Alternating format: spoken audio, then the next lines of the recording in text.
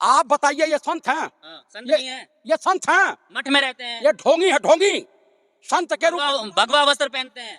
सभी भगवा वस्त्र पहनने वाले चिन्मयानंद इन्हीं के जो गुरु हैं, गुरु कहलाते हैं। योगी आदित्यनाथ जैसा व्यक्ति भारतीय राजनीति के लिए कलंक है। चूड़ियां सुहाग की निशानी विद्या मुसलमान बनाता है, साड़ी जो बनारसी साड़ी होती है वो कढ़ाई मुसलमान करता है। इनसे पूछिए कि तुम्हारे बीजेपी वाले अपनी बीवियों को चूड़ियां फोड़ेंगे, अपनी माताओं की चूड़ियां फोड़ेंगे, सुहाग की निशानी छीनेंगे, अरे महिलाएं झूठे मारना शुरू कर देंगी। स्वतंत्रता आंदोलन में क्या मुस्लिम लोगों का योगदान नहीं था?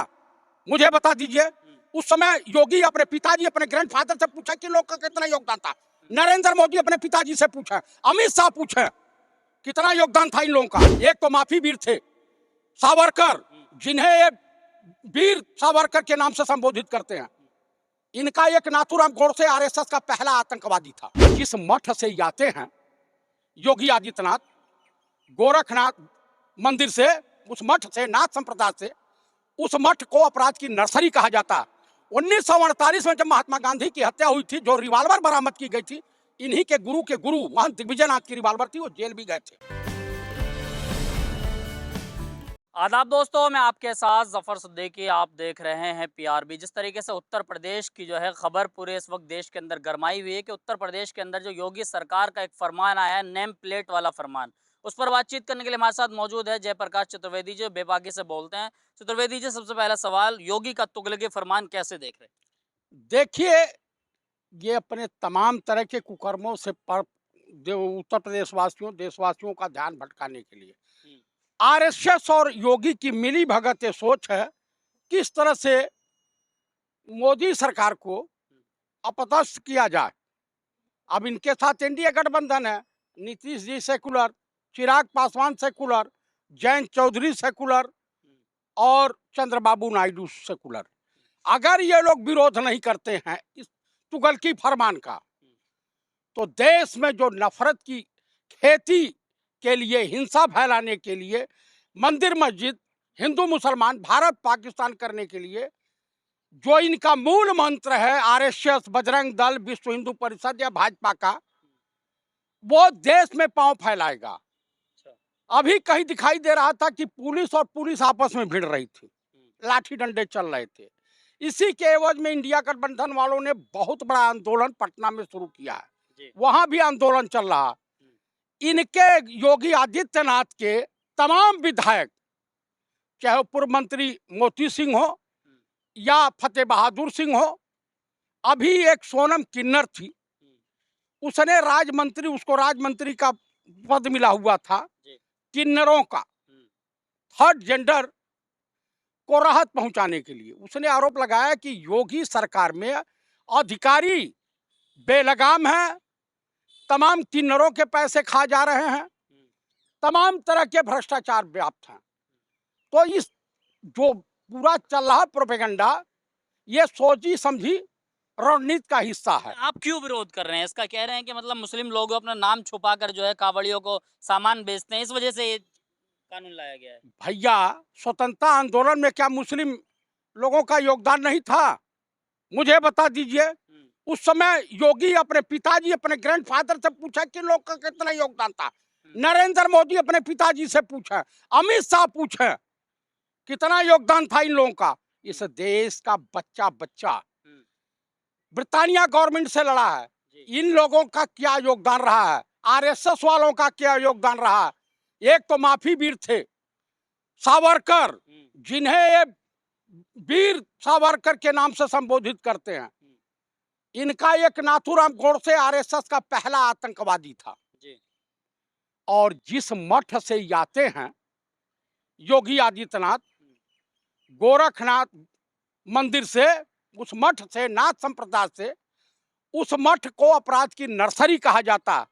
1948 में जब महात्मा गांधी की हत्या हुई थी, जो रिवाल्वर बरामद की गई थी, इन्हीं के गुरु महंत दिग्विजयनाथ की रिवाल्वर थी, वो जेल भी गए थे।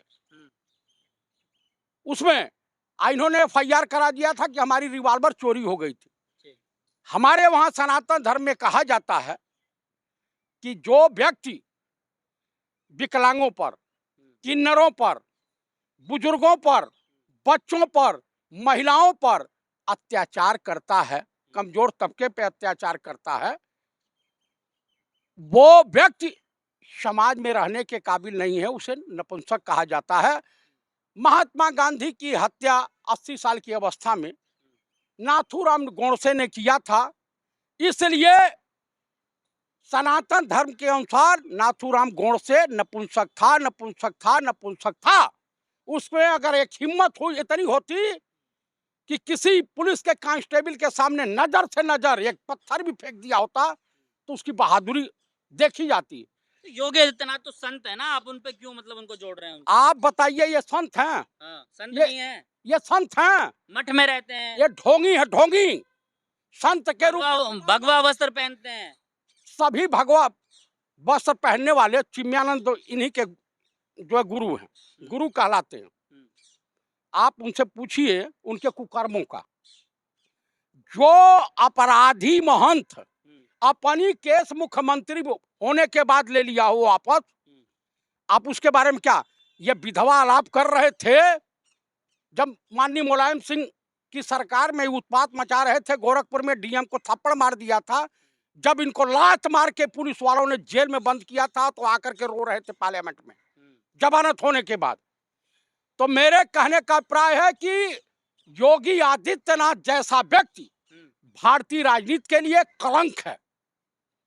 क्यों कलंक है? मतलब कावड़ियों जो है, कावड़िया मतलब सही जगह से सामान खरीदते इसलिए नेम प्लेट का आदेश, उससे क्या आपत्ति क्या है आपको? आप ब्राह्मण है ना, आपको क्या आपत्ति है? मैं ब्राह्मण हूँ। हाँ।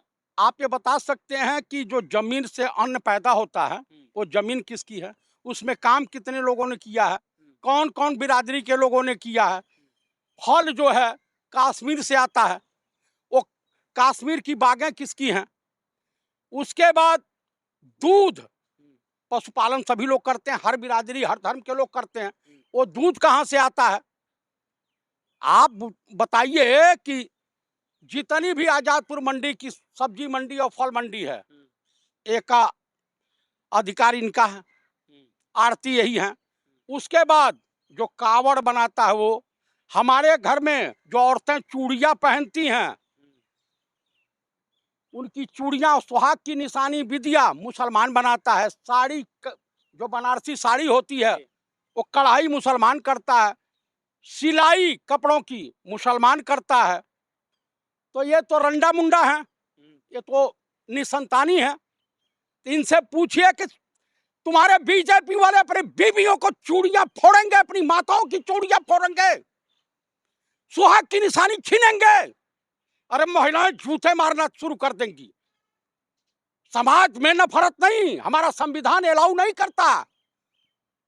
सेकुलर समाज है, सेकुलर, यह गंगा जमुनी तहजीब है। हम एक दूसरे से मिलते हैं, जुलते हैं, एक दूसरे के लिए के त्योहारों में इज्जत सम्मान करते हैं। एक खबर ये आई कि मुजफ्फरनगर में पुलिस जो है सिर्फ यहीं तक नहीं रुकी जो योगी का फरमान था। पुलिस ने यहाँ तक कि एक हिंदू का जो है साक्षी नाम से ढाबा था, वहाँ पर जो मैनेजर था वो मुसलमान बहुत टाइम से था, उस तक को हटाने का वहाँ से काम किया, 4 लोगों को वहाँ से नौकरी से निकलवाया जबरन। भाई साहब, ये पुलिस अपनी नौकरी बचाने के लिए, अपने अधिकारियों के आदेश का पालन करने के लिए, अभी UPSC union public service commission का चेयरमैन इस्तीफा दिया और 2029 तक था, 5 साल अभी उसका। क्यों दिया है कि तमाम आईएएस अफसर जो बनाए गए हैं, अभी इसमें चयन हुआ है, उसमें फर्जीवाड़ा हुआ है। तो मैं आपको बता रहा हूं कि कल सरकार गिर जाएगी तो नरेंद्र मोदी, अमित शाह वगैरह, इनके राजनाथ सिंह वगैरह सब जाएंगे जेल। अच्छा, एक आखिरी सवाल ले लेते हैं कि जिस तरीके से इन्होंने जो है तोड़ जोड़ कर जो है सरकार जो बनाई है, इसलिए के लोग अब इनकी जो है मुखालिफत कर रहे हैं। मुख्तार अब्बास नकवी जो पूर्व में कैबिनेट मंत्री रहे हैं, आरएलडी के जो उत्तर प्रदेश के अध्यक्ष हैं, उन्होंने भी जो है इस कानून का विरोध किया है। असदुद्दीन ओवैसी ने कहा कि धारा 17 का उल्लंघन है। तो मतलब तमाम लोग जो है इसका विरोध कर रहे हैं, लेकिन योगी आदित्यनाथ लग रहा है कि बैकफुट पाएंगे। बैकफुट पे आवे या ना आवे, लेकिन भारत सरकार बजट सत्र के दौरान गिर जाएगी। चिराग पासवान भी भगेंगे, नीतीश कुमार को भी विधानसभा चुनाव, चिराग पासवान ने भी विरोध किया है। उसके बाद आरएलडी के जो जयंत चौधरी हैं ये भी भगेंगे, चंद्रबाबू नायडू भगेंगे। नीतीश और चंद्रबाबू नायडू ने नरेंद्र दामोदर दास मोदी और भाजपा की नानी याद दिलवा दी है। नी से नीतीश, अन्य से नायडू, नौ पे आके मात्रा नायडू नायडू और नीतीश मिलकर के नानी याद दिला दी हैं। अच्छा, हाँ, ये तो जान मतलब लीजिए ये कानून जो है ये उत्तर प्रदेश सरकार जो लाई है मतलब ये भारी पड़ने वाला है इन पर। भारी, ये सरकार जाने वाली है, ये वेंटिलेटर पे आ गई है, कोमा में जाने वाली है।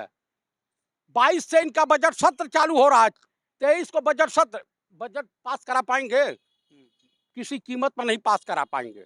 चलिए बहुत बहुत शुक्रिया हमारे साथ देखिए चतुर्वेदी जी तमाम सवालों के बेबाकी जवाब दिए। इन्होंने कहा कि जो ये कानून लाया गया है इन्हीं के पार्टी के लोग यानी कि जो इनके एनडीए के हिस्सा हैं वो तमाम लोग जो इनका विरोध कर रहे हैं ये सभी लोग इनका साथ छोड़ सकते हैं। आप इनकी बातों से कितना सहमत है अपनी राय जरूर दे। देखते रहिए पीआरबी।